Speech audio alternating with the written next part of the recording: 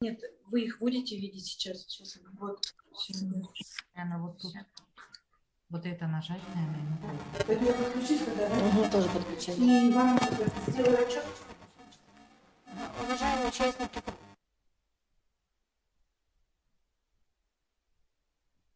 Пока.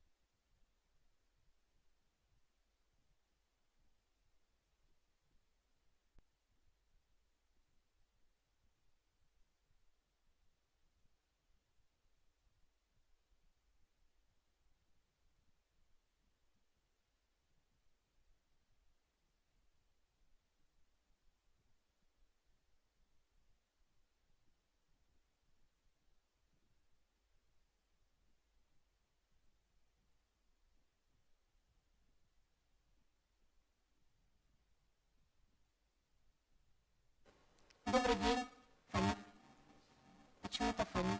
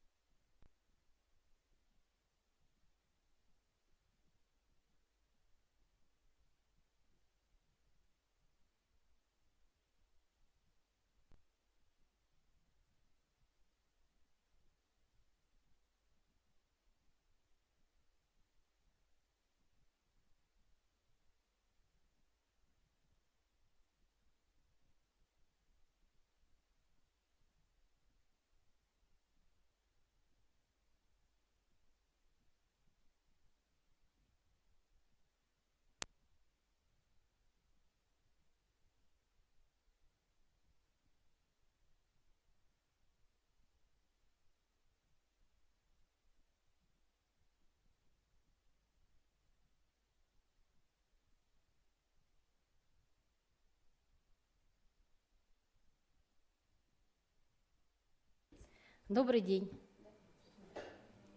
Добрый день. Раз. Раз, два.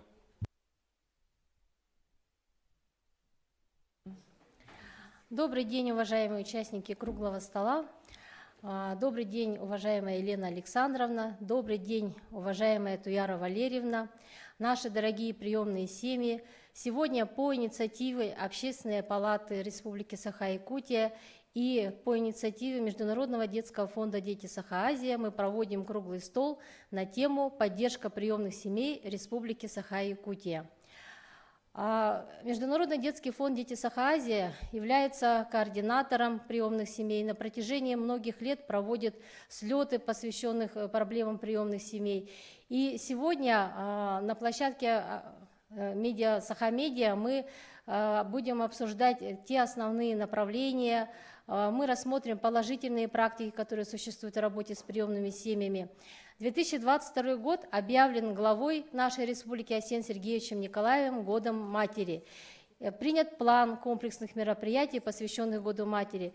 И отрадно, что в этом году именно в отношении приемных семей в рамках Года Матери принимаются меры по увеличению выплат нашим приемным семьям. И в начале нашего круглого стола я бы хотела представить участников этого круглого стола. Это министр труда и социального развития Республики Саха-Якутия Волкова Елена Александровна. Кроме того, я бы хотела поздравить от имени общественности, от имени Общественной палаты Республики Саха-Якутия вновь избранного и назначенного уполномоченного по правам ребенка Республики Саха-Якутия Васильеву Туяру Валерьевну. Кроме того, в работе круглого стола принимает участие руководитель Департамента семейной демографической политики, опеки и попечительства Сивцева Елена Валерьевна и наши уважаемые приемные семьи. Это семьи Павловых, Тимофеева Ольга Ильинична, Решетникова Люция Семеновна, Тарабукина Светлана Митрофановна, которая является членом Общественной палаты Республики Саха-Якутия, Тихонова Валентина Семеновна, директор Махсоголовского центра помощи детям-сиротам Федоров Николай Николаевич, очень интересная, известная семья Хангаласского района Ксенофонтова Светлана Давыдовна и непосредственно Международный детский фонд «Дети Саха-Азия» в лице исполнительного директора Ольги Михайловны Андросова и Черненко Ольги Владимировны. Итак, уважаемые участники круглого стола, разрешите передать слово для основного доклада министру труда и социального развития Республики Саха-Якутия Волковой Елене Александровне. Пожалуйста, Елена Александровна. Добрый день, уважаемые коллеги, уважаемая Елена Павловна, Ольга Михайловна, Туяра Валерьевна, уважаемые наши приемные семьи. Сегодня мы проводим круглый стол на тему поддержка приемных семей Республики Саха-Якутия. Это действительно сегодня актуальная тема. И, как Лена Павловна сказала, в год матери в этом году Министерством труда и социального развития проводится работа, значит, так скажем, по усовершенствованию, системы мер поддержки приемных семей. И в эти дни мы активно прорабатываем с нашими общественными организациями, с приемными семьями, значит, на предмет того, какие необходимы дополнительные меры поддержки. Значит, хотим услышать и, значит, от вас, уважаемые приемные семьи, ваши предложения. Мы с вами также встречались у нас на площадке, у нас тоже был организован круглый стол. Вот. И благодарю Лену Павловну за организацию сегодняшнего мероприятия, поскольку это нам сегодня, как органу власти, реализующим политику в сфере охраны материнства, отцовства, детства, по внедрению механизмов, замещающих механизмов, замещающих семей для наших детей, для нас это крайне необходимо. Поэтому, коллеги, мне предложено, значит, выступить перед вами с информацией о том, какие меры поддержки приемных семей сегодня у нас в республике реализуются. Ну и, пожалуй, я начну. На территории Республики Саха-Якутия по состоянию на начало этого года численность детей-сирот и детей, оставшихся без попечения родителей, составляет 4150 детей. В 2020 году эта численность составляла 4462 ребенка, из них на воспитании в семьях в этом году находится 3686 детей. Всего на воспитании в семьях опекунов и попечителей находится 88% детей от их общего количества. И из них в приемных семьях сегодня воспитывается 632 ребенка. В течение 2021 года устроено на воспитание в семьи 516 детей, сирот и детей, оставшихся без попечения родителей. В 2020 году эта численность составляла 545 детей. На учете в учреждениях социального обслуживания семьи и детей в 2021 году состояли 1634 семьи в трудной жизненной ситуации. В них воспитываются 4256 детей. Также на учете состояли 1333 семьи, которые находятся в социально опасном положении. В них воспитывается 3061 ребенок. Деятельность учреждения социального обслуживания семьи направлена на социальную реабилитацию таких семей, и, соответственно, более чем 1500 детей сегодня прошли социальную реабилитацию в условиях стационара. 400 родителей получили помощь и содействие в трудоустройстве, 588 родителей было направлено, им оказано содействие в лечении от алкоголизма, 340 родителей получили и с ними были заключены социальные контракты на осуществление предпринимательской деятельности, развитие личного подсобного хозяйства, а также по направлению преодоления трудной жизненной ситуации. Одной из приоритетных форм устройства детей, сирот и детей, оставшихся без попечения родителей, безусловно, является сегодня приемная семья. И, как говорит народная мудрость, чужих детей не бывает. Только семья может дать возможность ребенку адаптироваться в обществе, и семья остается опорой для человека на всю жизнь.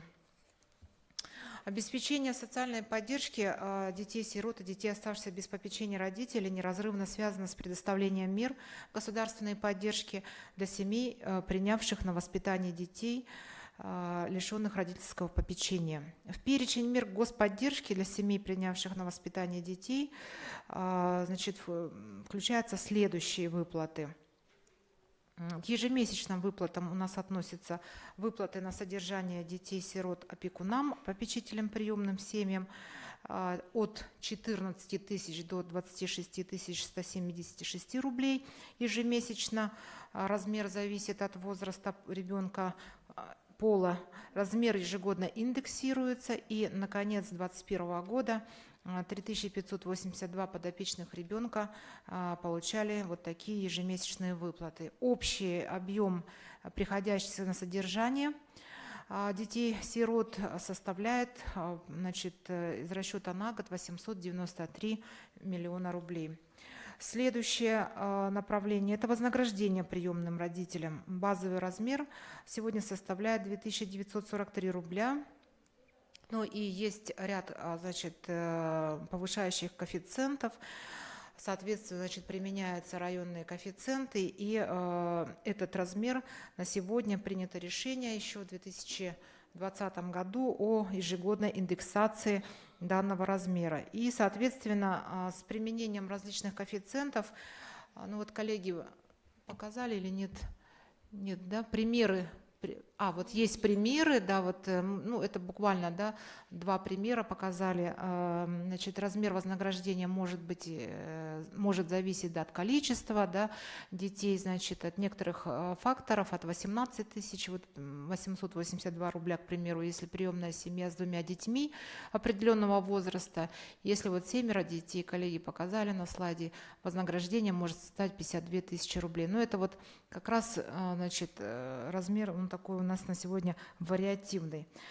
К единовременным выплатам относятся единовременные выплаты гражданам Российской Федерации, принявших на воспитание детей-сирот и детей, оставшихся без попечения родителей за счет средств Российской Федерации. Это 20 472 рубля. Это единовременные выплаты гражданам, усыновившим детей-сирот и детей, оставшихся без попечения родителей. 156 тысяч рублей такая выплата составляет. Единовременные выплаты гражданам, принявшим на воспитание детей-сирот и детей, оставшихся без попечения родителей, за счет средств Республики Саха-Якутия, размер составляет 29 734 рубля. Эти выплаты, они ежегодно индексируются. И социальная выплата в виде однократного возмещения расходов на осуществление капитального ремонта жилых помещений, находящихся на территории Республики Саха-Якутия, принадлежащих на праве собственности детям-сиротам и детям, оставшимся без попечения родителей при достижении 18 лет, от 95 тысяч до 158 тысяч рублей. Кроме того, предусматривается законодательством единовременная денежная выплата на оказание госсоцпомощи многодетным и приемным семьям, имеющим 10 и более несовершеннолетних детей, включая детей в возрасте до 23 лет, обучающихся по очной форме обучения для приобретения транспортного средства. На основе социального контракта сегодня этот размер составляет почти 798 тысяч рублей. И за 2021 год, к примеру, 2 приемные семьи эту выплату получили. Если говорить о постоянных мерах поддержки, также необходимо отметить это предоставление путевок в школьные, студенческие, спортивно-оздоровительные лагеря, санаторно-курортные организации с оплатой проезда к месту лечения обратно. Через органы опеки и попечительства реализуется данная мера поддержки. За 2021 год 569 детей-сирот и детей, оставшихся без попечения родителей, воспользуясь данной поддержкой на сумму 43 миллиона рублей. Кроме того, значит, приняты были решения об освобождении от внесения платы за жилое помещение и коммунальные услуги детей-сирот и детей, оставшихся без попечения родителей. Значит, эта мера поддержки реализуется через Управление социальной защиты населения. И буквально в 2021 году такой нормативно-правовой акт был принят в реализацию закона, значит, привели в соответствие с законом республики. Значит, 20 граждан за 2021 год уже получили такую поддержку на сумму 782 тысячи рублей. Компенсация стоимости путевок для детей-сирот и детей, оставшихся без попечения родителей в организации отдыха детей и их оздоровления, а также компенсация стоимости проезда к месту лечения и обратно. Также реализуется через Управление социальной защиты, и за 2021 год также, значит, мы уже начали эту реализацию этой меры. Соответственно, есть обращение и реализация меры поддержки в виде компенсации. Кроме того, у нас, значит, предусматривается обеспечение детей-сирот и детей, оставшихся без попечения родителей, обучающихся в образовательных организациях, находящихся в ведении республики, муниципальных образований, бесплатным проездом на городском, пригородном, в сельской местности, на внутрирайонном транспорте, кроме такси, а также бесплатным проездом один раз в год к месту жительства и обратно к месту учебы. За 2021 год 946 детей-сирот и детей, оставшихся без попечения родителей, воспользовались данной мерой поддержки. И, наверное, необходимо также отметить, что у нас сегодня законодательством предусмотрено предоставление земельных участков бесплатно приемным родителям, имеющих 3 и более детей, в аренду на период действия договора о приемной семье для ведения личного подсобного хозяйства, личного хозяйства, садоводства, огородничества, индивидуальное жилищное строительство. В случае прекращения договора о приемной семье до заключения договора аренды земельного участка, значит, договор аренды земельного участка заключается на срок до 3 лет. Пенсионеры, являющиеся опекунами или попечителями по возмездному договору, приравнены к статусу неработающих пенсионеров, и на них теперь уже распространено право на компенсацию расходов на оплату стоимости проезда к месту отдыха на территории Российской Федерации и обратно один раз в 2 года, и они исключены из числа, значит, застрахованных лиц, и им, как и всем неработающим пенсионерам, теперь ежегодно индексируется страховая пенсия, фиксированная выплата к ней. Ну, такие предложения, в том числе наши общественные организации и народные депутаты, вносили в свое время. Это был где-то примерно 19-й, насколько я помню, год, 20-й, и вот эти решения были приняты на федеральном уровне. Значит, ну и если коротко остановиться, я бы хотела озвучить, что в этом году в рамках Года матери главой республики принято решение об установлении дополнительной номинации в рамках республиканского фестиваля «Семья года-2022». И уже на последующие годы у нас предусмотрена дополнительная номинация – это приемная семья. Безусловно, наши приемные семьи принимали участие в республиканском семейном большом фестивале. Это большой праздник, значит, который у нас проходит поэтапно. Конкурсы и проводятся на уровне муниципальных районов, потом мы подводим итоги на уровне республики. Но, тем не менее, мы, посоветовавшись, приняли решение о том, что такая дополнительная номинация нам необходима. Поэтому в этом году мы проводим отдельный конкурс для приемных семей и призываем активно, конечно, принять участие в этом конкурсе. Победителю номинации будет также предоставлена премия главы на сумму 300 тысяч рублей. Ну и, конечно, значит, предусмотрены призовые места. И здесь самое главное, наверное, для нас это консолидация, это все-таки, значит, общение, это обмен опытом. И, конечно, это популяризация в итоге приемной семьи как отдельного института. Поэтому просим, еще раз обращаюсь к вам, дорогие коллеги, принять активное участие. Ну и в августе мы запланировали проведение форума приемных семей в очно-заочном формате. Готовы выслушать все предложения, как нам с вами его провести, да, в организационном плане.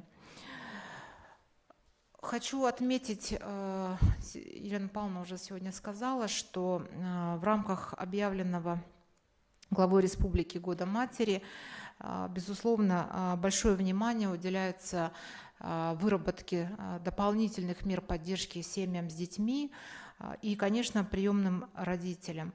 И на сегодня во исполнение поручения главы республики нами подготовлен, значит, проект нормативно-правового акта об увеличении, да, значит, вознаграждения приемным семьям, который мы сегодня, значит, пока еще не выпустили из стен министерства, он проходит, значит, внутреннее согласование. И, соответственно, значит, в ближайшее время мы его направим уже на официальное согласование. И, Ольга Михайловна, с вами мы договорились, что мы его отдельно посмотрим, уже, значит, обсудим в рамках, так скажем, ну, условно общественных слушаний, да, вместе с вами, с людьми, с которыми, значит, кто может реально внести необходимые предложения, да. И у нас срок внесения, значит, по плану до 1 июля мы должны будем уже принять все необходимые организационные мероприятия, чтобы до 1 июля, значит, внести в Государственное собрание ЛТУМЭН на рассмотрение данный проект нормативного акта.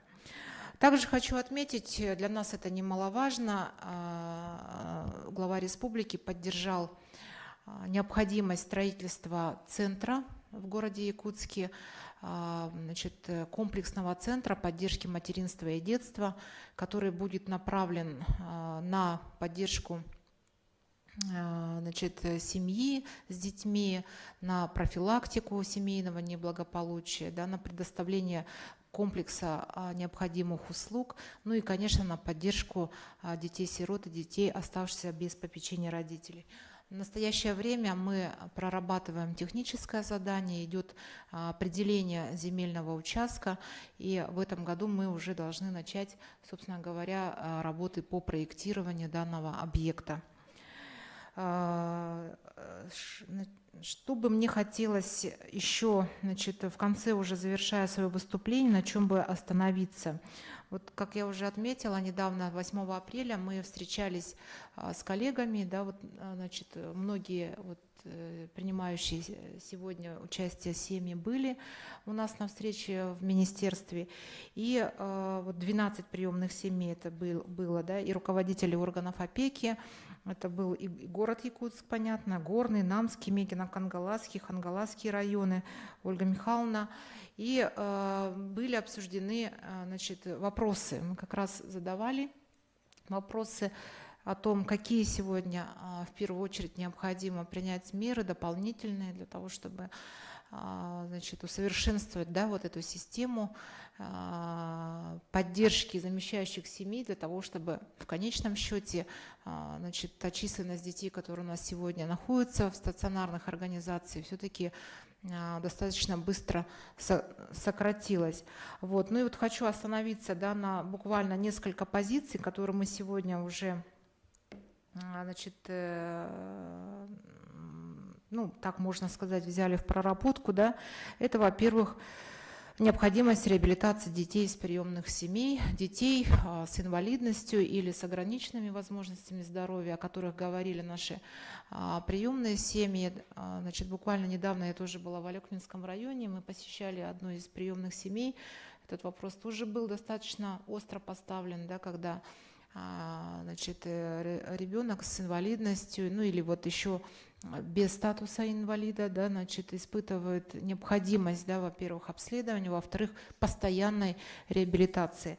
Поэтому вот в данном, значит, по данному направлению, я полагаю, мы сможем в организационном плане в пределах той государственной программы, которую сегодня мы имеем, И, значит, у нас есть определенное количество реабилитационных центров для детей с инвалидностью. Все-таки создать условия более, так скажем, какие-то преференции, да, для приемных семей. Это, наверное, нужно делать в первую очередь. И мы этот вопрос взяли в проработку. Значит, следующий вопрос, который у нас сегодня находится в проработке, это о роли отцов в приемных семьях. Да? Тоже коллеги ставили вопрос. Значит, мы еще дополнительно хотим с вами посоветоваться. Я думаю, что в рамках этого круглого стола мы услышим, значит, ну вот именно, так скажем, ваше видение по поводу этого вопроса, какие проблемы испытывают приемные семьи именно в этом отношении, да? Значит, нам бы хотелось это услышать. Вот. Но единственное, что на сегодня хочу отметить, что федеральное и республиканское законодательство, оно позволяет сегодня заключать договора с обоими супругами. Да? И вот нам бы хотелось более предметно понять, в каком ракурсе нам идти. Но мы понимаем, что роль отцов нужно поддерживать. Об этом, кстати, также вчера на Илтумене об этом говорили народные депутаты. Поэтому готовы с вами вот в ближайшее время вот этот вопрос проработать. Ну и на круглом столе Ольга Михайловна говорила о необходимости разработки отдельного закона о приемных семьях. Обсудили в министерстве, считаем, что этот вопрос надо делать, берем мы его в проработку. Вот, и по предложениям вашим, значит, я думаю, что нас должны поддержать. У нас, в принципе, есть что аккумулировать, да, и есть те, ну, как бы видения, да, которые мы должны еще усилить посредством разработки такого законопроекта. Коллеги, у меня все. Спасибо большое за внимание. Я готова ответить на вопросы, ну и вообще в рамках обсуждения. Спасибо большое, Елена Александровна. Уважаемые коллеги, уважаемые приемные семьи, у нас обсуждение запланировано вообще в конце, да, обмен мнениями. Поэтому, Елена Александровна, с вашего позволения, если вы, ну, как бы по времени располагаете, Общественная палата вообще является той площадкой, которая консолидирует представителей власти, бизнеса, общества, НКО в первую очередь. Поэтому вот буквально на днях 14-15 апреля в городе Новосибирске состоялся форум сообщества, это форум активных граждан, который ежегодно проводится Общественной палатой Российской Федерации. В работе этого форума приняла участие я, как член Общественной палаты Российской Федерации, и наша делегация. И нам посчастливилось в рамках этого форума посетить благотворительный фонд «Солнечный город» города Новосибирска и ознакомиться с опытом работы этого фонда по разным направлениям. Но направления работы фонда, они достаточно обширны, я думаю, они требуют отдельного, наверное, рассмотрения. Но сегодня мы пригласили для участия Зотову Анну Алексеевну. Она непосредственно ведет работу по приемным семьям. И сама, насколько, если я не ошибаюсь, Анна Алексеевна, вы сами тоже являетесь приемной мамой, да? Анна Алексеевна у нас подключена. Пожалуйста, Анна Алексеевна, вам слово.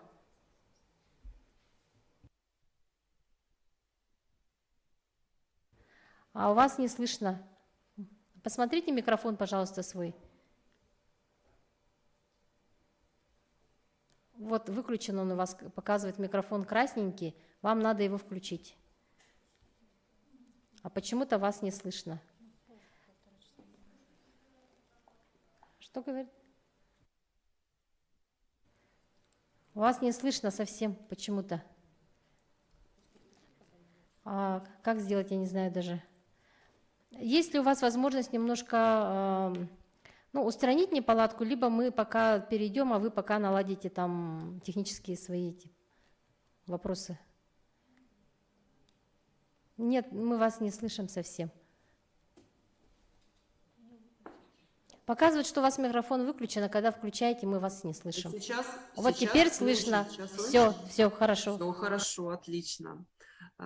Коллеги, огромное спасибо, что вы пригласили нас принять участие в вашем мероприятии. Мы с радостью поделимся опытом своей работы в отношении работы с приемными семьями. Значит, у нас в фонде образовано направление, называется оно «Семейное устройство».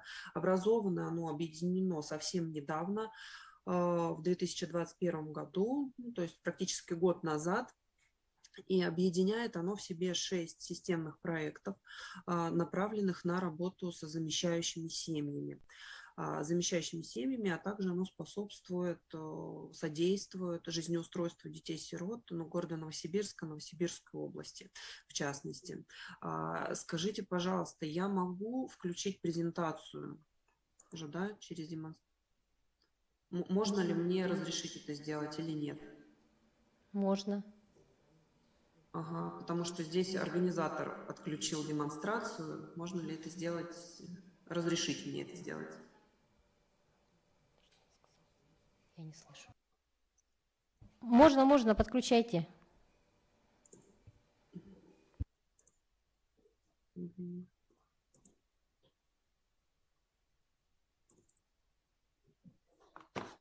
Секундочку.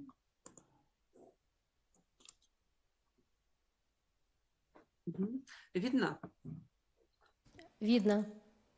Ага, итак, значит, наше направление семейное устройство включает в себя 6 проектов. Это служба сопровождения замещающей семьи благотворительного фонда «Солнечный город». Это проект «Ищу семью», проект «Новая семья» и «Новая семья 2.0», проект «Все свои», проект «Дома лучше» и клуб приемных родителей.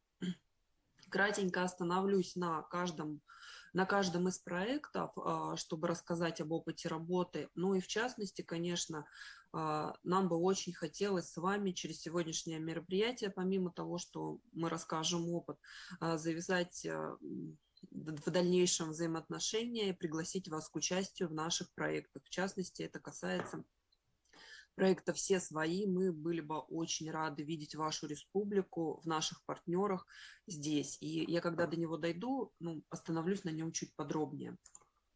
Итак, начнем с проекта «Ищу семью». Это проект, сайт. Наверху вы видите написано его адрес дети.sgdeти.ру. Это региональная база детей-сирот Новосибирской области, которую ведет наш благотворительный фонд. И размещает на этом сайте фотографии детей, которые находятся в центрах, да, видео детей, которые мы снимаем, красивые фотографии хорошего качества, отличные видео, где мы можем, где замещающие родители могут познакомиться с детьми, посмотреть на детей, узнать о том, чем они интересуются, чем живут, какие у них хобби, как они учатся в школе, о чем мечтают и так далее, составить уже некое такое свое представление о детях. На этом сайте расположены, здесь вы видите, да, несколько окошек. Через этот сайт можно найти школы приемных родителей, контакты регионального оператора, получить бесплатную консультацию. Там указан наш телефон, где наш специалист проконсультирует замещающих родителей, вернее, кандидатов замещающих родителей, и расскажет, как действовать дальше, если человек задумался о том, чтобы стать замещающим родителем. Несколько фото, тех фото, которые делаем мы, детей, которые ушли в приемные семьи благодаря сайту в прошлом году. Это только лишь некоторые фото. Далее я перехожу к проекту нашему, который называется «Все свои». Тоже адрес его вы видите в начале слайда наверху. Здесь нам очень было бы интересно повзаимодействовать с различными регионами Российской Федерации и с вашей республикой тоже. Это платформа, сайт, по-другому мы называем, есть несколько названий платформы, сервисы, сайт, рекомендательный сервис, который ориентирован на, первое, специалистов учреждений, психологов, которые работают с детьми в учреждениях. Это сайт может быть полезен органам опеки. Это сайт для кандидатов, замещающие родители, которые ищут своего ребенка, а ребенок ждет свою семью в учреждении.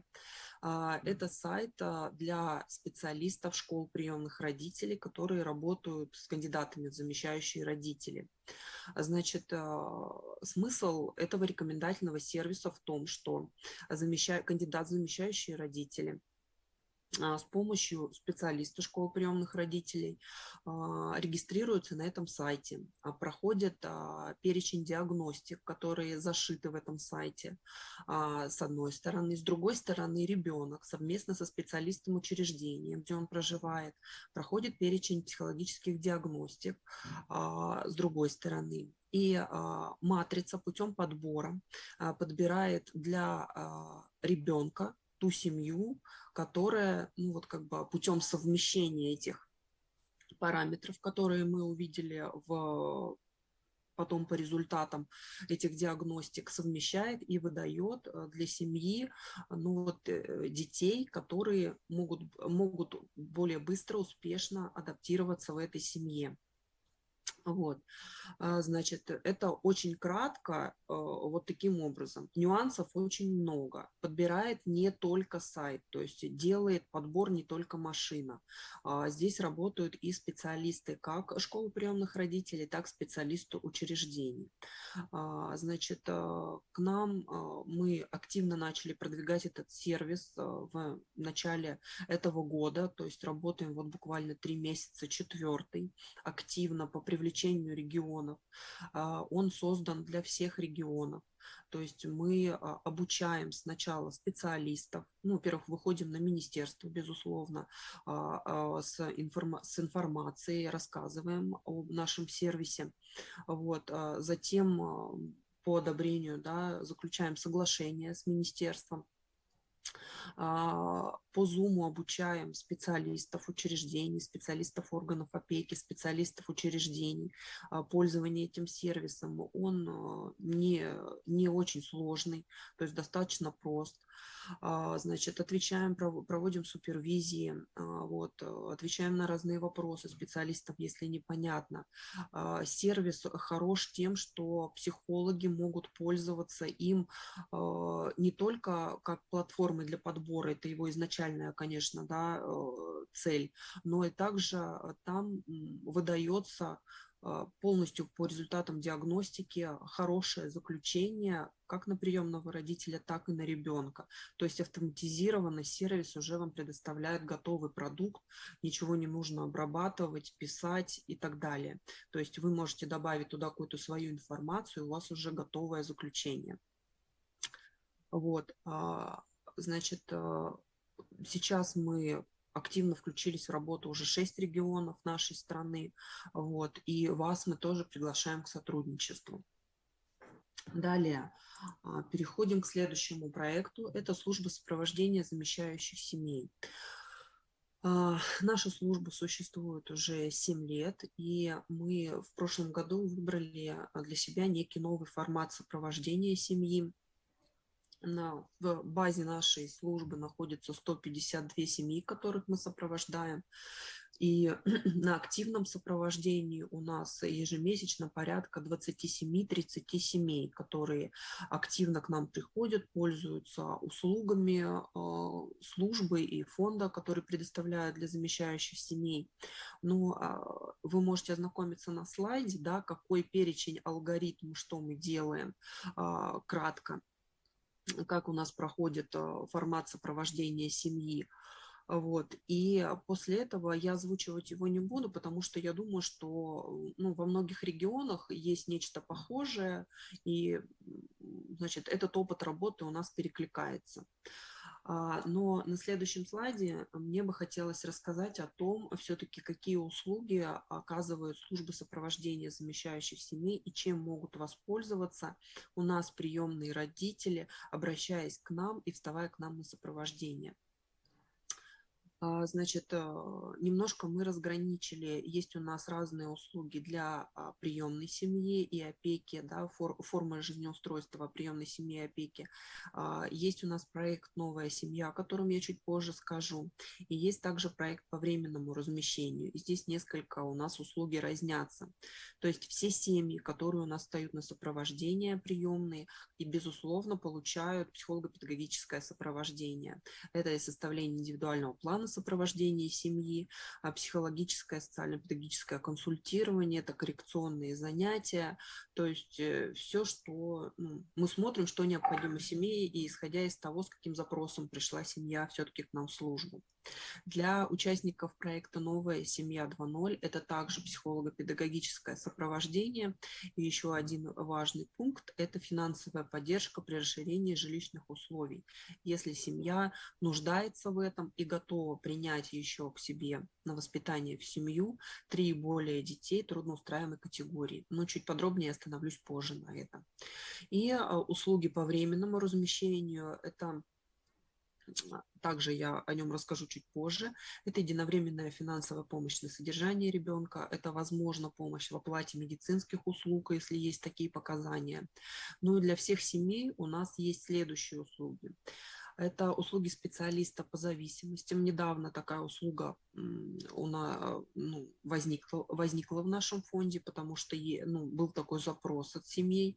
Это и дети-подростки, которые уже знакомы с употреблением, это и родители, с которыми они проживали, кровные родители, то есть поработать нужно с этим вопросом. То есть, вот такая услуга у нас появилась. Далее, еще есть у нас одна услуга, это оплата услуг репетитора. Фонд оплачивает услуги репетитора, значит, в образовательном центре, с которым у нас заключен договор, идет одному ребенку один предмет оплачивается. Далее, это повышение компетенции замещающего родителя. Безусловно, мы проводим обучающие семинары, вебинары, тренинги, конференции для наших семей. Далее, это содействие формированию сообщества замещающих родителей, помощь равный равному. Это клуб для замещающих родителей. На нем тоже чуть позже остановлюсь. Это юридическая помощь, сотрудничает с нами юрист, который может помочь проконсультировать, составить какие-то правовые документы, обратиться представить интересы Анна в суде. Алексеевна, извините, пожалуйста. Это Анна Алексеевна, логопедические занятия. Анна Алексеевна, извините меня, пожалуйста, можно вот выступление, вот кратко нам по всем проектам пройтись, а мы потом, Да. я думаю, отдельно на площадке, именно когда будем приемные семьи приглашать, мы к вам обязательно обратимся, там уже более подробно вы Да, хорошо. по каждому проекту Хорошо, расскажете. Хорошо. Давайте тогда продолжим. Итак, озвучивать не буду некоторые мероприятия службы, которые проводятся у нас для приемных семей. Далее, проект «Новая семья 2.0».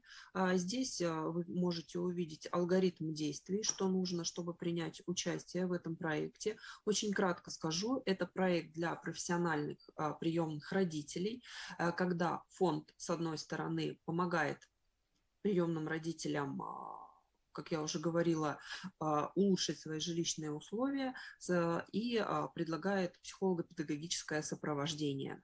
А семья, в свою очередь, обязуется принять в семью 3 и более детей трудноустраиваемой категории. Это дети-сиблинги, дети с ОВЗ и дети-подростки. Это я проговорила. Далее, то, что касается клуба, работы клуба замещающих семей. У нас он тоже возник в октябре прошлого года. Еженедельно мы проводим встречи для тех замещающих семей, которые хотят, стремятся взаимодействовать друг с другом, общаться. И, тематику встреч вы видите, останавливаться также на ней не буду, более подробно. То есть благодаря этим встречам происходит взаимодействие, общение и так далее. Несколько иллюстрирующих кадров, которые нам показывают работу клуба, И еще один проект, это последний проект, завершаю свое выступление, проект «Дома лучше».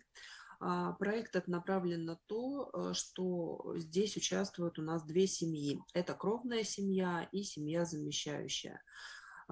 Проект «Дом лучше» предполагает размещение ребенка из кровной семьи, находящейся в трудной жизненной ситуации, во временную замещающую семью.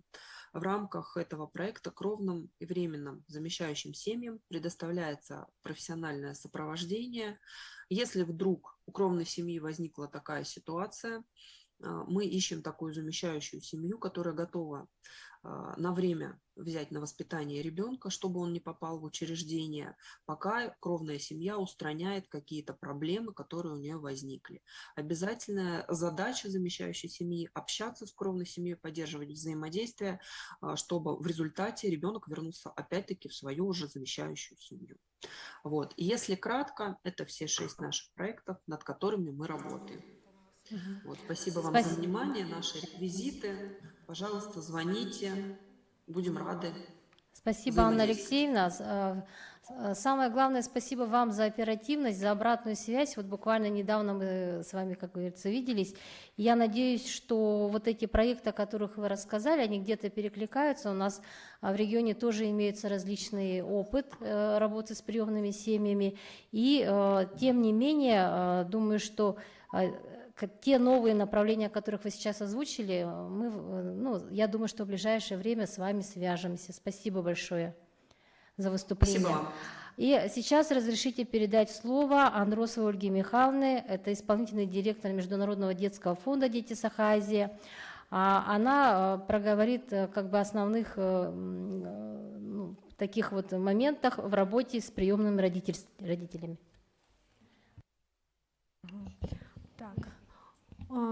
Добрый день, уважаемые Елена Александровна, уважаемые участники круглого стола. Я пройдусь буквально коротко в связи с тем, что нужно всем успеть выступить. И хочу сказать, что есть проблемы у исполнительного органа власти в том, чтобы курировать, координировать эту тему, как приемное родительство. Презентацию можно включить основную, да? Это, как мы уже говорили, это отсутствие единого закона о приемной семье, в котором были бы собраны все формулировки, все определения, кому что положено, чтобы было все в одном месте, а не со ссылками на различные другие законы и нормативно-правовые акты. Это было бы удобнее и специалистам отделов опеки, и всем, кто занимается с приемной семьей. Можно вот презентацию, как памятку мне там по пунктам, я бы быстренько прошлась, включить. Ага, так. Я просто... Вот. Вообще вот тема приемного родительства, она передана в регионы, да, и отсутствует единое законодательство такое, особенно в области сопровождения приемного родительства. Но мы это видели из предыдущего выступления, что сопровождать приемные семьи обязательно нужно, потому что это значительная часть детей, которые находятся в такой форме замещающей семьи.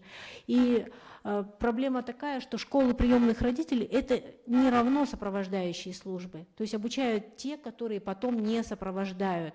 У нас республика большая, и везде школы приемных родителей ведут так или иначе различные специалисты, кто психолог, кто еще как, а потом они не сопровождают их. Также есть сложность в том, что и контролирующие, и помогающие функции по приемным родительствам, они в противоречивой ситуации находятся, потому что специалист отдела опеки чаще всего, он контролирует, и он же должен помогать, да? То есть это сложно разъединить две различных функции в одном человеке. Часто специалисты органов опеки не имеют такой возможности, как оказывать качественную социальную помощь. Не всегда они специалисты в области психологии приемной семьи. И вообще вот таких вот специалистов у нас, конечно, не готовят в стране. В некоторых районах сопровождают приемные семьи учреждения. Это вот сиротские учреждения, которые есть в 8 районах. У них нет стимула на качественное сопровождение семей. То есть им передается это, вменяется в обязанности, но от этого никто не анализирует ни результаты их работы, ну, может быть, анализирует, просто мы не знаем про это, да, и работают, выполняют они эту работу или не выполняют, без разницы, как бы заинтересованности нет. Очень сложный вопрос такой, который вот тоже нужно решить в республике, раз он, ну, как бы можно даже в республике этот вопрос решить, что приемной семьей может стать, ну, близкие родственники. Это очень сложный вопрос такой, который тоже нужно в этом законе можно проговорить, что в приемную семью передаются там не близкие родственники, не внуки, не племянники родные, там еще. Нужна вообще оценка качества работы по семейному устройству, потому что дети тоже вот бывает, мы знаем, что таких случаев очень много, передаются дети в семью сразу просто так. Вот приехала семья, имеет справку о ШПР, и ей передают этих детей. При этом не анализируется, в какую семью уходит, не дают возможность промониторить эту семью, исследовать ее условия проживания. Это с разных районов они приезжают в этот детский центр и забирают ребенка. Конечно, выполнить этот анализ сложно министерству, но здесь хотелось бы, чтобы подключили науку к этой работе, да, вот к анализу. Социологи должны работать, в общем, выходить в поля, и ну, на стыке это нужно вместе, совместно работать. Проблемой является, вот как я называю, передают коты в мешках, да, то есть взяли понравившегося ребенка и получи вот этого ребенка, как он стоял в этой одежде летом, так и получите. Часто бывает, что нет информации о его состоянии здоровья, медицинской карты, о полном обследовании, и это не всегда ребенок малое время находится в этом учреждении, бывает, что и значительное время. Кто он, что он, откуда, потом в приемные семьи находят этих братьев, сестер в другом учреждении и так далее. Ну и мои предложения как раз по тому, что я сказала, да, мне бы хотелось, чтобы обратили внимание на том, что министерству хорошо было бы разработать инструкцию передачи, ну как бы такой передачи детей в замещающие семьи, потому что должен быть все равно нормативно-правовой акт, тогда ответственность вот этих вот сотрудников детских домов, она и будет такая, что они должны с полным комплектом личных вещей передать, с медицинской картой, с историей его происхождения. Ну и совершенствовать работу ШПР надо, конечно, ее проанализировать, ее не так много у нас в республике, и привлекать опытных родителей к этой работе, чтобы они делились своим опытом. Ну, нужно как бы приемным родителям делиться не только вот хорошими успехами, с которыми будут сейчас они активно делиться и рассказывать, но и неудачами, очень даже сложными моментами. Как информации я скажу, что мы ведем работу с 2013 года по популяризации темы приемного родительства, выпускаем и содействию семейного устройства детей-сирот, выпускаем телепередачу. Вот на недавнюю дату мы сняли в нашем банке данных приемных семей со всеми координатами есть 207 семей, не все они есть, из наличествующих в республике. Вот сняли 108 семей. Плохо видно, конечно, да, и некоторые семьи мы снимали по 2-3 раза. Тут я немножко хочу сказать отделом опеки, что в основной своей массе, если просмотреть там, да, отказывается от съемок приемные семьи из городов. Это Алдан, Ленск, Нерюнгри и город Якутск. Так. И здесь небольшая такая информация, это тоже как задуматься учреждением детских домов, о том, что мы вот снимаем во всех 12 детских учреждениях для детей-сирот, сняли 501 ребенок за вот эти 9 с лишним лет.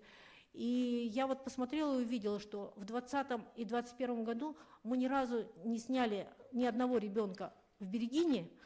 Это я вот близлежащие, которые находятся здесь, да, и как бы не от того, что мы не доехали до туда. Коррекционные школы-интернат. Коррекционные школы-интернат, они вообще выпадают из поля зрения Министерства труда, так как они относятся к ведению Министерства образования. Вот только 2 ребенка из школы-интернат, 28 мы снимали. Вот. Вот такая вот проблема. Хотелось бы, чтобы научились снимать. В каком году? 21-го? 21-го не приходили. 21-го? 20...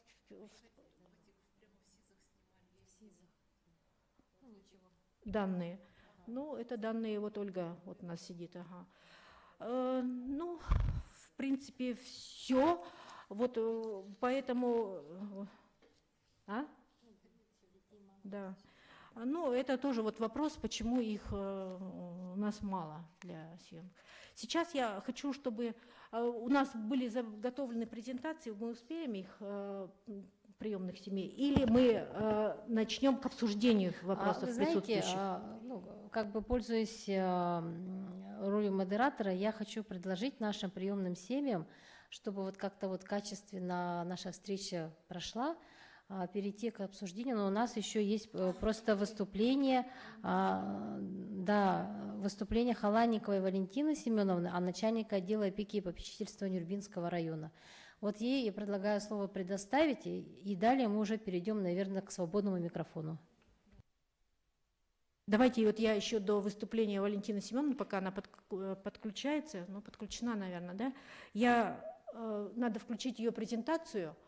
А презентации, вот выступлений, заявленных Петровой Татьяны Ивановны из Оленёкского района, Светланы Давыдовны Ксенофонтовой, она здесь, конечно, да, но и Кайдаловой, они не приехали из-за распутицы, дорогу закрыли, Светлана Митрофановна. Вот они представили презентации, мы разместим их на своем сайте и разошлем в группу приемных семей, хорошо? Угу. Презентация... А можно говорить, да? Здравствуйте. Да. Валентина Семеновна, пожалуйста, мы вас слушаем. Презентацию Нюрбинского района включите, пожалуйста, я буду ее листать. Ага. Говорите, Валентина Семеновна. Добрый день, Ирина Александровна, уважаемые участники круглого стола. Ну, я хочу начать свое выступление с того, что у нас в Нюрбинском районе в отделе опеки и попечительства работает 3 специалиста. На учете состоят 115 детей-сирот и детей, оставшихся без попечения родителей. Из них 82 ребенка воспитывается в 65 опекунских семьях, 33 ребенка воспитывается в 9 приемных семьях. Ну, как и везде, это там презентация, наверное, вы посмотрите, как и везде, отделом опеки и попечительства с ними ведутся различные мероприятия, не считая обязательных, это конкурсы разные, общие собрания, круглые столы, семинары, систематически организуется летний отдых. То есть мы с приемными родителями работаем в тесном контакте, и по любому вопросу они могут обратиться к нам и получить индивидуальную консультацию, поддержку и помощь. Я хочу свой рассказ продолжить тем, что в сентябре 2021 года к нам приезжали Ольга Михайловна Андросова, исполнительный директор Международного детского фонда «Дети Саха-Азия», и Ольга Владимировна Черненко, координатор телепроектов фонда, режиссер передачи «Будем вместе». Они приехали в Нюрбинский район для проведения съемок приемных семей, проживающих вот здесь у нас. Их работа в нашем УЛУСе началась со встречи с главой района Алексеем Михайловичем Иннокентьевым. И в ходе разговора Ольга Михайловна отметила, что районная администрация делается многое в социальном плане, реализуются различные программы цели поддержки детей различных категорий семей и населения. И при этом Ольга Михайловна спросила, а в поддержку приемных семей можно ли предпринять какие-либо меры в районе? На что наш глава Алексей Михайлович ответил, пусть отдел опеки вносит свои предложения, мы рассмотрим, и если в наших силах, примем дополнительные меры. Последний день их пребывания в нашем УЛУСе совместно с главой, заместителем главы по социальным вопросам Анны Михайловны Уларовой и специалистами отдела опеки и попечительства провели круглый стол с приемными семьями района. И мы здесь обсудили волнующие приемных родителей вопросы и различные предложения по улучшению поддержки приемных семей. Многих, конечно же, волновал вопрос приравнивания приемных семей к статусу многодетных, так как они воспитывают вместе со своими более 3 детей, а льгот, предусмотренных для многодетных семей, они не имеют. Волновал вопрос размера вознаграждения. Вот на это сегодня этот вопрос, по-моему, уже решен. И почему вознаграждение предусматривается только одному приемному родителю? Потому что ведь воспитанием детей занимаются оба родителя. Далее из поступивших предложений мы отобрали 3 предложения, которые возможно реализовать именно на нашем муниципальном уровне.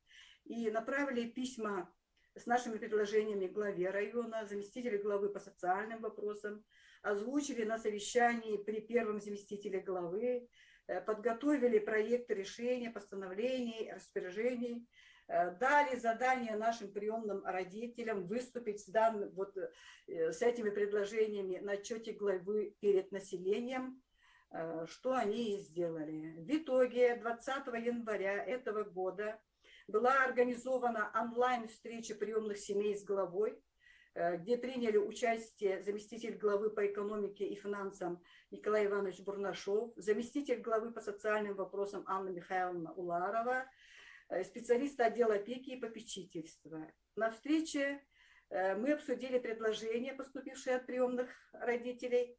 Алексей Михайлович отметил, что дети, оставшиеся без попечения родителей, должны воспитываться именно в семьях, в любви и заботе, а не в государственных детских учреждениях, и что он поддерживает инициативу приемных семей.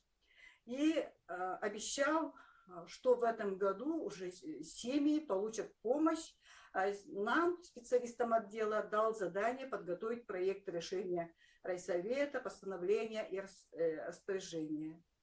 Далее все проекты, которые были уже подготовлены заранее и прошли все этапы согласования вплоть до экспертизы прокуратуры, мы, им дали уже ход. И сегодня нужно отметить, что в год матери в Республике Саха-Якутия народных инициатив в районе в целях поддержки приемных семей, повышения их ответственности в воспитании детей, оставшихся без попечения родителей, на районном уровне приняты такие социальные меры до 2024 года. Это вручение нагрудного знака «Доброе сердце» для приемных семей, воспитывающих или воспитавших 5 и более посторонних детей, утверждено постановлением номер 15 от 24 февраля этого года. На сегодня их уже 4 семьи. И, кстати, нужно здесь отметить, что эскиз знака был подготовлен нашим подопечным, ребенком, который воспитывается в приемной семье совместно с приемным родителем. Далее, из средств муниципального бюджета предусмотрено оказание единовременной адресной материальной помощи приемным семьям на проведение капитального ремонта, благоустройства или строительства жилого дома в размере 200 тысяч рублей. Утверждено постановлением номер 21 от 2 марта этого года. И на сегодня в улучшении жилищных условий от 9 приемных семей нуждается 6 приемных семей. И третье – это назначение единовременной выплаты «Нюрбинская приемная семья» при принятии на воспитание в семью 3-го ребенка и последующих детей в размере 100 тысяч рублей. Проект в данное время рассмотрен на сессии районного совета депутатов, принят единогласно и положение утверждено номером 29.4 от 12 апреля этого же текущего года. И постановление главы уже находится на стадии подписания, и уже все это вступит в силу. В заключение я хочу поблагодарить Ольгу Михайловну за то, что она вдохновила нас на такой шаг, дала такой сильный толчок нам. И сегодня у нас действительно уже начали действовать именно 3 дополнительные меры социальной поддержки приемных семей. И повторюсь, это повышает не только роль приемных семей, но повышает и их ответственность в воспитании детей. Спасибо за внимание.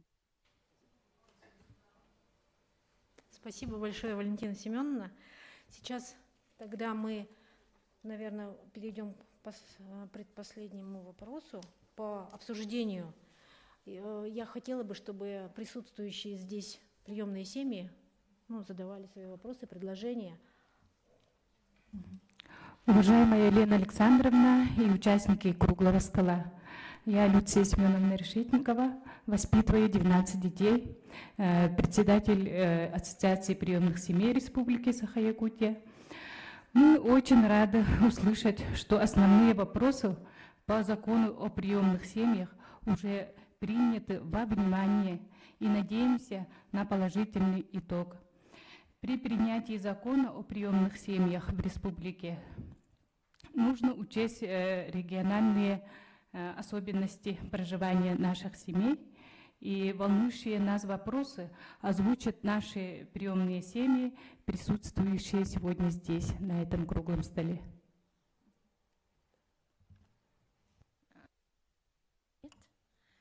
Ольга Ильинична Тимофеева. Ну, как и в тот раз я задавала, значит, хочу обратить ваше внимание на оплату коммунальных услуг.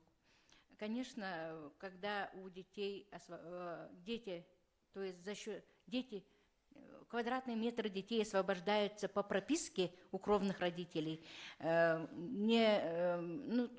получается, отсутствует долг перед государством, да, государственным учреждением ЖКХ, а дети проживают у нас. То есть мы оплачиваем из тех выплат и коммунальные услуги. Поэтому предлагаем хотя бы льготу внести по фактическому проживанию детей. Все. Павлова Оксана Алексеевна, город Якутск. Мы хотели бы тоже внести в закон это сопровождение детей до 23 лет, так как на вознаграждение, так как дети все равно учатся очно, да, и все равно как бы живут у нас. Да, эта проблема была очень актуальна во время пандемии. Все скопились у своих приемных родителей, их всех с учреждений, учебных учреждений разослали по домам, отправили, стали учиться онлайн. Добрый день, уважаемые участники круглого стола. Я, наверное, уже 4-й раз участвую.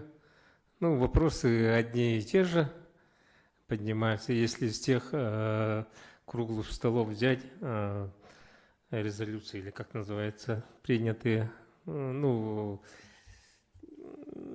рекомендуемые, которые были вопросы, которые... Ну, нюрнбергенцы молодцы. Сегодня я смотрю, они выступили. Поднимаю вопрос тоже роль отца. Вознаграждение я тоже каждый раз поднимаю. Почему отцу не оплачивается вознаграждение? Ну, и вопрос тоже также ЖКХ, которые в зависимости от количества можно детей там принять какие-то льготные условия от детей, которые предусматривается вознаграждение, не вознаграждение, там нет, не предусматривается за оплату ЖКХ.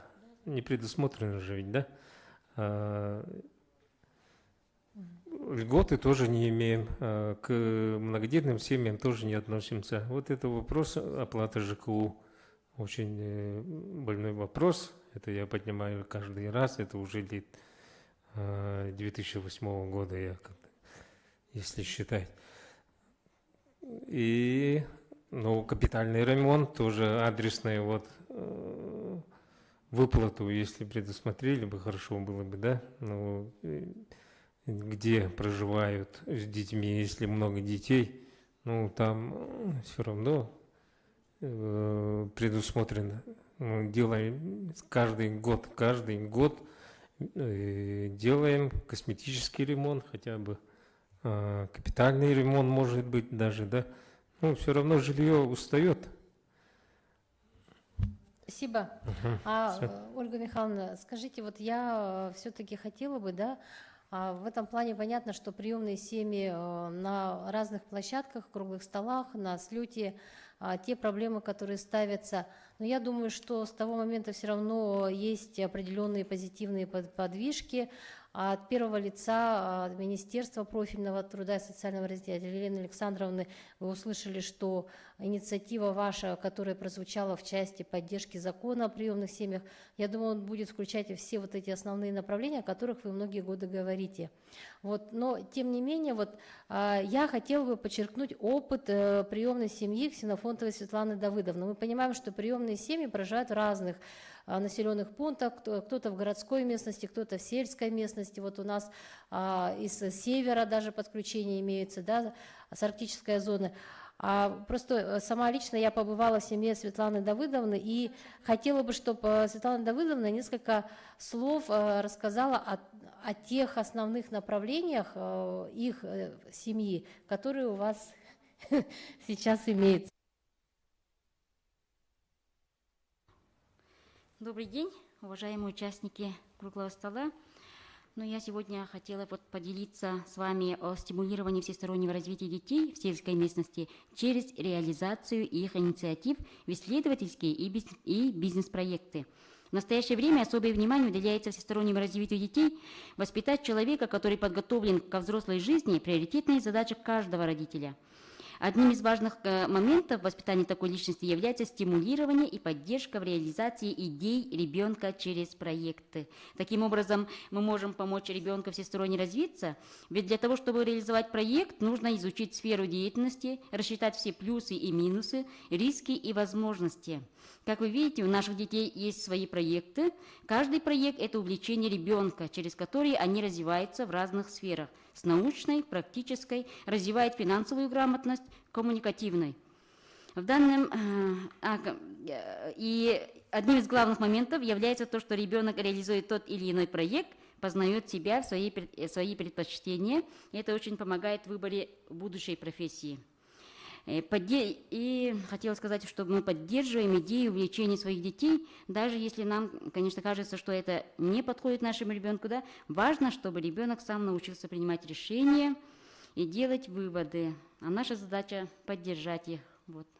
Спасибо за внимание. Фотографии очень выразительные, но вы бы все-таки озвучили это, то есть основной посыл, что вы учитываете интересы ребенка, когда берете то или иное направление. А механизм, через что вы это делаете? Вот, например, у вас есть девочка, которая занимается растениеводством конкретно. Да. Вы разводите коз, кур, индюков и так далее, да?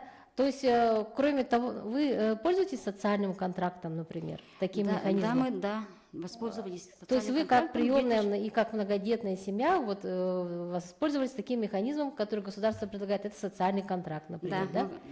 У вас есть своя пасека, вот очень скромно она промолчала, на самом деле у них есть пасека, то есть они, есть такое понятие вообще, называется оно самоорганизация семьи, то есть в этом направлении эта семья старается, тем более в таких условиях санкционных, которые существуют, и мы говорим об импортозамещении, конечно, сейчас это не так глобально, но тем не менее в условиях конкретного села, вот вашего Актемца, где вы проживаете, вы стараетесь таким образом свою семью обеспечить. И кроме того, меня вот, например, поразил тот факт, что когда вы завели пасеку, у вас там очень хорошо пошли расти дикоросы. То есть за счет этого свое варенье, свой мед и так далее, да? Вот, то есть хочу порекомендовать нашим приемным семьям все-таки вот это такие опыт, которые существуют, и вот не менее уважаемые семьи приемные, которые сегодня на круглом столе присутствуют, они также могли бы поделиться тем опытом, который у них есть. В основном здесь вот заявлены выступления касаемо трудовой терапии, да.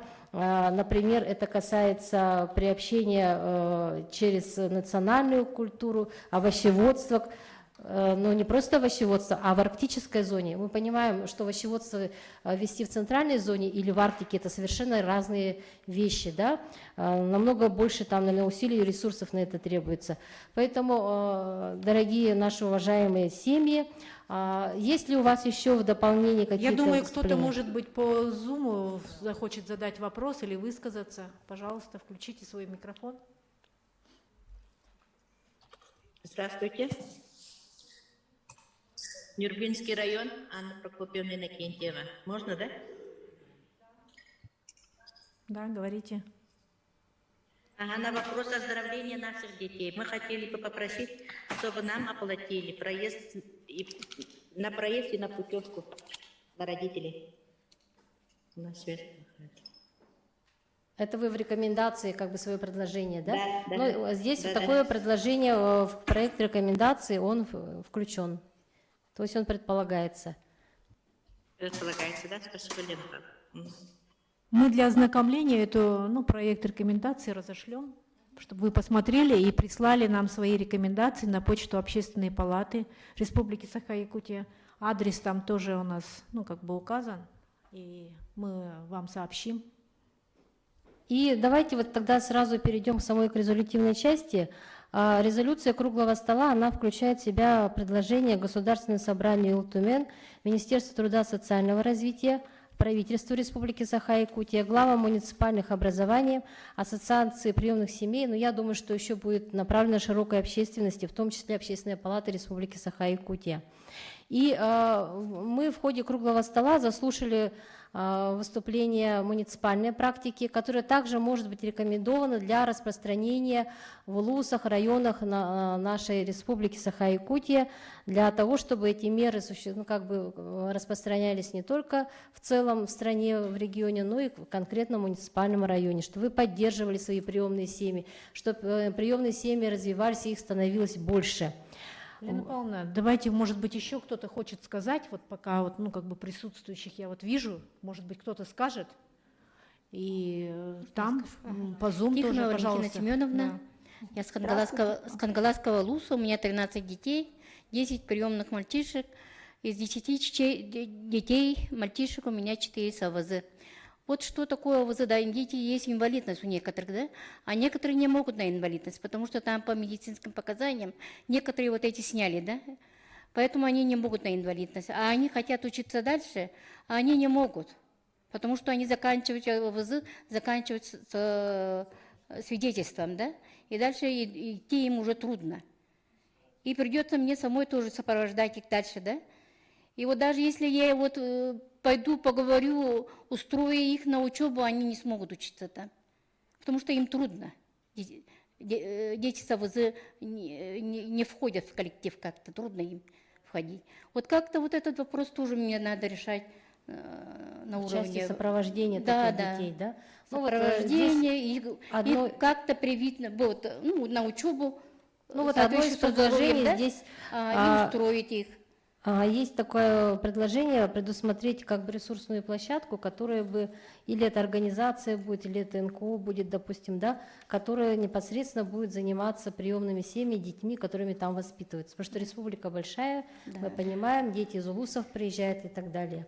Да, и вот еще я видела, что Жанна Александровна хочет сказать, Нуриманова. Жанна Александровна, пожалуйста, включайте микрофон. Здравствуйте. Жанна Александровна Нуриманова. Я воспитываю 9 детей, у меня 3 своих, кровных и 6 детей приемных. Мне хотелось бы сначала сказать благодарность. Благодарность Верегине, потому что в любое время суток можно обратиться к ним за помощью.